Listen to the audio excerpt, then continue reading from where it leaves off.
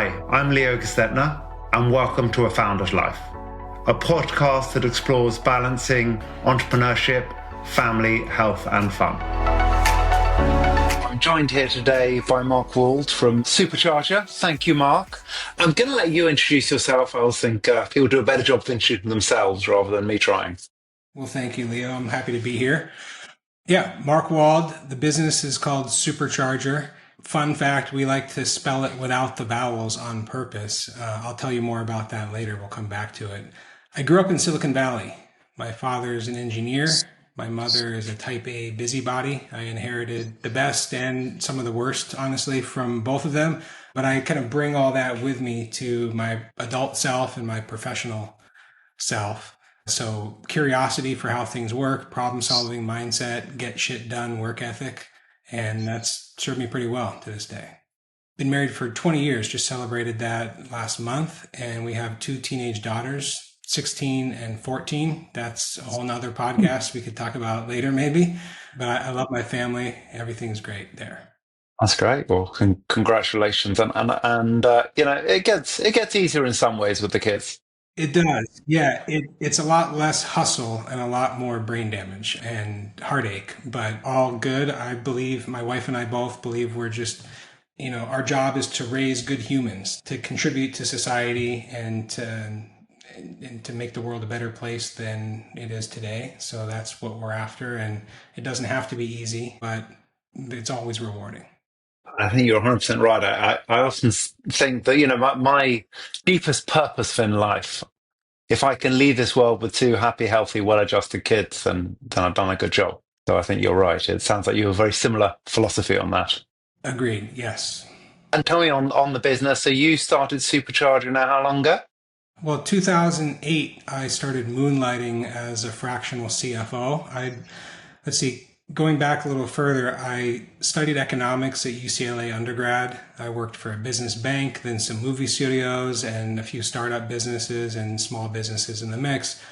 Started moonlighting as a part-time CFO and liked that a lot better than trying to climb the corporate ladder in large companies. So I took everything I learned from big business and started bringing those best practices and tools and insights to small business. And in 2013, I incorporated and started building a team around me. So it's been officially 10 and a half years, getting close to 11 years that I've been at the Supercharger business. Great. And certainly I've watched it grow. So you've done a fantastic job. Well, thank you. Talk to me a little about the sort of health side. So for you, how does health look? What does that mean? What do you do? What do you like to do? Well, I grew up being very active outdoors in Silicon Valley. I would ride my bike and skateboard and rollerblades all over town. I was an avid swimmer, had a pool in my backyard. I was very fortunate there. Got good at water polo. I was MVP of my high school team and went on to play club in university. But you can't just go down to the local rec center or park and join a pickup game of water polo like you can basketball. So I kind of left water polo behind when I came out of university. And honestly, I didn't do much like physical fitness since then. I still skateboard by the beach. You can see a skateboard over there. My 16-year-old is really into skateboarding. She stole my favorite skateboard from me and claimed it as hers. So we skateboard together sometimes.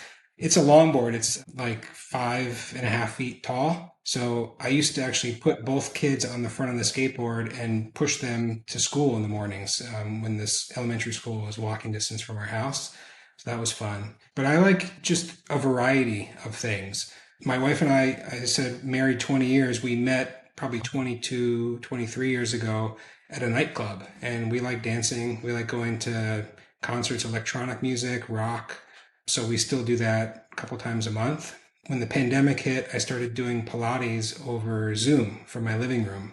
And I'm a problem solver and a builder. So I put caster wheels on the bottom of my coffee table. I replaced the legs with like large industrial caster wheels so I can roll the coffee table out of the way and my living room turns into like a makeshift gym. And then I put like the video conference system on the living room TV. And so we have a really nice setup to do Pilates from home on a floor mat with a Cadillac machine twice a week. My wife and I do it together, and then the girls take turns doing a one-on-one session with their trainers, and my wife and older daughter are going to the gym now a couple times a week, sometimes together, sometimes apart.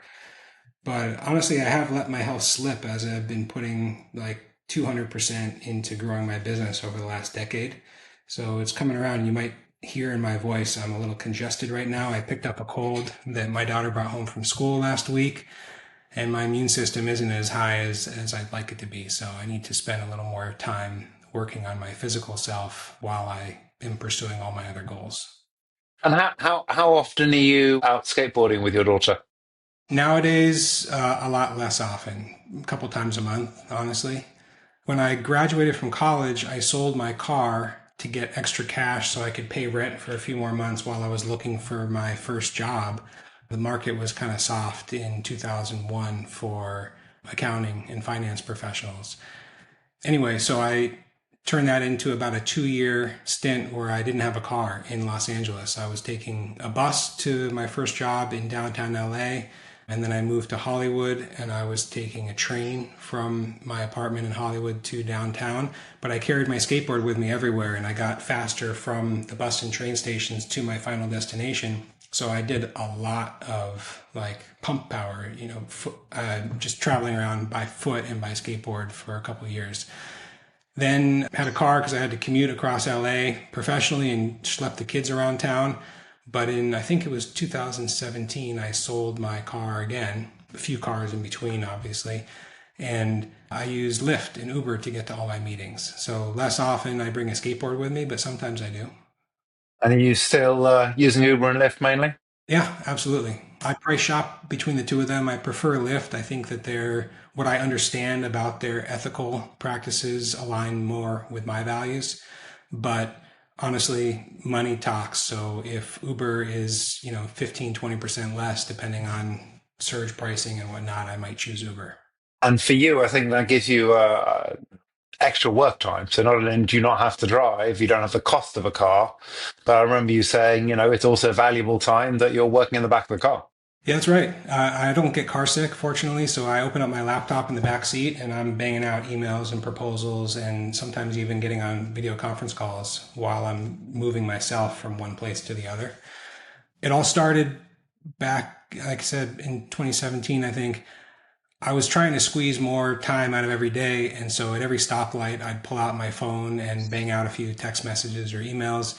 Sometimes even I'd open up my laptop and try to work on a spreadsheet at a long traffic light, and that was a slippery slope. So there was one week that I was especially busy, and I knew I wasn't going to be able to fit it all in. I had to take myself about 2 hours down south to San Diego for a half-day meeting. So I ordered an Uber at that time, and I got hooked. I was working from the backseat both ways. So when my DMV renewal registration came in the mail, like 2 or 3 months later, I was like, why am I going to pay to renew the registration? The car's just been sitting in the garage this whole time. So I drove it to the car wash, got it detailed, and the guy who asks you if you want tire dressing and air freshener in the car, he told me, hey, that's a nice car. Would you consider selling it? I was like, well, funny story. So I sold it that afternoon for cash, and I haven't looked back since. Yeah, love that. And what do you like to do for fun? Definitely music and dancing. My wife and I like hosting, so we throw social gatherings with our friends and family. I live by the beach, walking distance to the Pacific Ocean, so I'm very fortunate there. We'll go down and either just relax on the sand, or I'm a strong swimmer, so I like body surfing. Not so much surfing on a surfboard, but and bodyboarding I got over once I was a teenager, so body surfing I really like. I'm 6'3" and 220 or so pounds. So it takes a lot to move my body from one place to another. And so it's a novel sensation for me to have a wave pick me up and move me around. I really enjoy that. I like snowboarding, and I got my kids into snow sports as well. I taught my wife how to snowboard when we were still dating, before we were married, and she was getting good at it. And then she took a wrong turn, fell, and she broke and dislocated her elbow at the same time. And she has not been back out on the snow since. but I like snowboarding. And are your kids snowboarders or skiers? The 16-year-old picked up snowboarding last season, but they both started skiing, and the 14-year-old prefers skis. So we're a mixed crowd there. It's interesting how it's, I mean, like I grew up skiing and snowboarding didn't exist.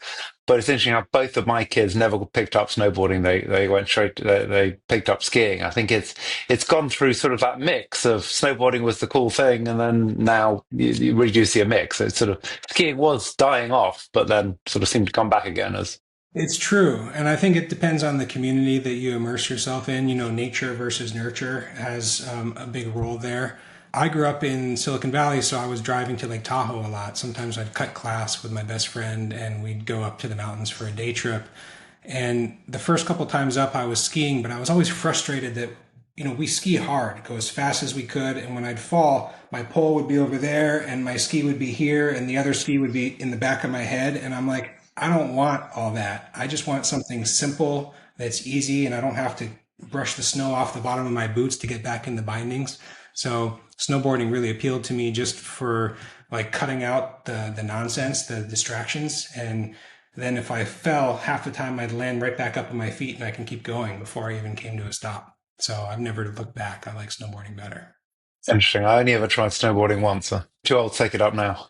It's painful to learn, but once you get there, yeah, for me, it's more pleasurable.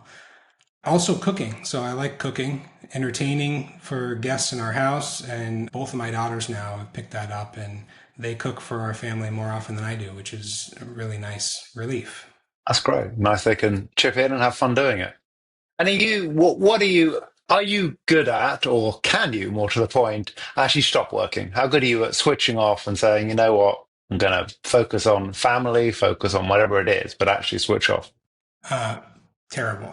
Also very unpredictable in that too. I deceive myself. You know, when someone's expecting me to be able to unplug from work, most of the time my wife and or my kids, I'll convince myself that I can do it, and I'll more often than not fail miserably, where I still have work on my mind, I'm spinning it, you know, it's triggering my amygdala and my adrenaline, and so I don't respond in the way that I'm most proud of to things that are annoying or stressful in those situations when I should be at my best. I'm a perfectionist, so I obsess over any problem that I'm chewing on until I feel satisfied with a solution and I can execute it and get it off my mind. So if I have unfinished work that I feel like there's a deadline at my back, it doesn't matter if I shut down my computer and even leave my devices at home, my mind is still churning on that problem until I come to resolution. That is the entrepreneur's curse. It's hard to switch off. You know, I remember having someone work for me also a long time ago, probably 25 years ago, and she was excellent at her job, doing a relatively junior job, but excellent. And I said, you know, would you like to be promoted? Like, there's a lot of opportunities in the business. And I'll never forget her response to me. She was, I don't know, yeah, early 20s, and she said to me, "No," she said, "I like going home and switching off. She said, I like the fact that I have a 9 to 5 job." There's no responsibility. I remember when I was working as a W-2 employee of other businesses, Sundays I was very depressed because I just was anticipating the week ahead. And Fridays were delightful because I had a whole weekend ahead of me that I could clear my mind for work obligations.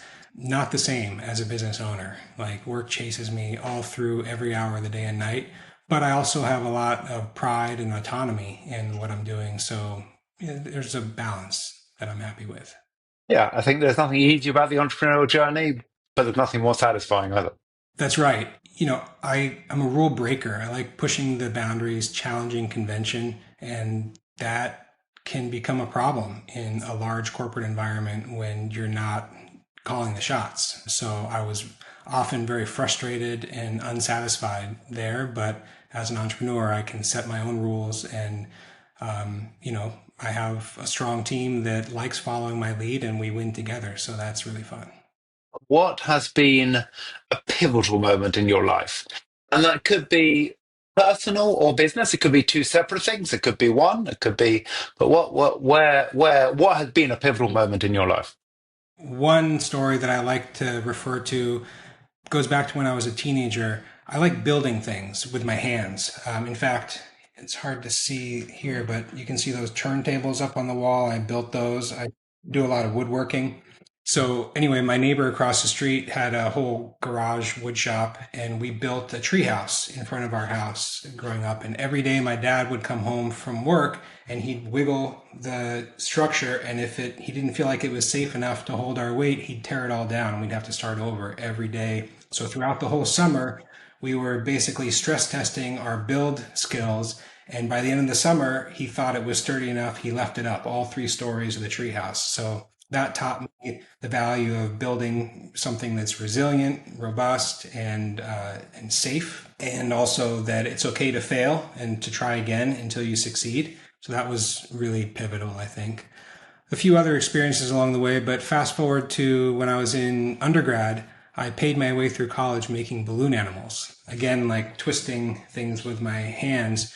And I think it's like the engineering mindset. If I can see in my mind's eye the shape that I want to make, I can usually twist it together. Sometimes it takes 2 or 3 tries to get it to look not weird, but oftentimes I get it right the first time through. And it's really fun for me to imagine something and then with, 25 cents worth of latex and some hot air, I can, will it into reality. So that's rewarding and impress people along the way. Put a lot of spending cash in my pocket. So that entrepreneurial experience was very foundational in giving me the confidence in myself and my ability to, make a living with, my ingenuity and my hustle.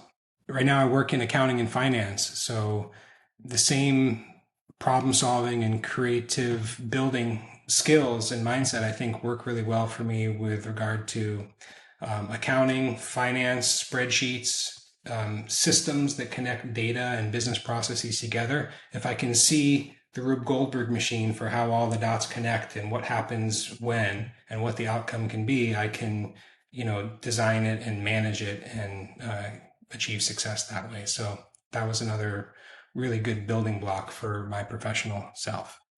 That's great. Now the question is, can you still do the balloon animals? I can, yeah. I'm like a Renaissance man. I sewed my wife's wedding dress from scratch. She wanted a wedding dress that was made with corduroy and lace. And I don't know if you've been wedding dress shopping ever, but there weren't any corduroy and lace wedding dresses available on the market 20 years ago. So I told her, no worries, I'll make it. I learned how to sew a little bit from watching my mother sew ballet costumes for my sisters growing up. And I just figured it out, trial and error. It took a lot of hours, but we got there. And I can make clothing out of balloon animals too. I've gotten paid to do that and done some for fun. And yeah, I stopped doing balloon twisting for hire because my time is worth more than what I'd get to do that. But for fun, I still do. How does a balanced life look for you, or how would you like a balanced life to look for you? And that doesn't mean that, I'm a big believer that a balanced life is not in a perfect balance every day. It fluctuates. But overall, how does that look for you, or how do you want that to look for you? I get bored easily, so I need constant stimulation. When my family, we like to travel, but we prefer to go to busy metropolitan areas as opposed to going out in the countryside where there's peace and quiet and tranquility, because that is great for us for an afternoon, but not for multiple days on end. We go crazy. So I like to be immersed in a variety of stimulating and engaging activities.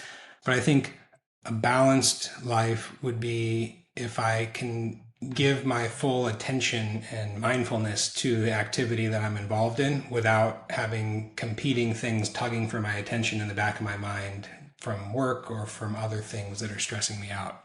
So I think it's a lower level of stress because probably would naturally happen when I've achieved my financial goals for the family, where the money can do more of the hard work to provide for the family than my time and brain power. So I'm working towards that. The question as an entrepreneur is, do you ever actually achieve that, or does that goal just keep increasing? Yeah, I've definitely looking back seen that play out, because the first home that we bought, my wife and I, when we first got married, was fantastic and our dream home, but then our ambitions and expectations grew from there, and it's still happening. But my kids are teenagers now, so within the next 5-6 years, they're going to be out of the house and our household budget will decrease. So I think that balancing act will allow a better equilibrium between our household expenditures and our income. So it'll give me more freedom to choose what I do with my time, besides chaining myself to this desk right here and making the big bucks. I love the optimism, and I'd say you might want to add 4 years to that. Having two kids at college. College is in America obscenely expensive. True. We've been saving a little for it. Both of my sisters got scholarships. I didn't. I chose a different path, but I'm not banking on my daughters getting scholarships. But anyway, I think that my ambitions are geared at college tuition being a rounding error. Let's just put it that way. So I definitely I have quite a steep hill to climb to get there, but that's where I have my sights set. The good news is, I don't know about good news because you'll then miss the kids, but the good news financially is, assuming they're not planning multiple degrees, once they leave home, that 4 years countdown kicks in the financials. True. I mean, I really see that we'll be spending the same that we are now, just on different things. So more travel, more like memorable life experiences that are enriching for ourselves, my wife and I, and the people closest to us, friends and family. So I don't see us spending less, just reallocating our budget. Fair enough. It's travel is fun. Now we're empty nesters. I'm actually beginning to kick off a journey next year. I'll be more of a digital nomad, traveling a lot. I've thought about that a lot. Like if I'm away from home for more than 3 weeks at a time, I get a little homesick. I've traveled to plenty of places, not nearly as many as I'd like to experience, but LA always feels like home to me. It's got the right balance of weather and infrastructure, convenience, security, all the things, arts and culture.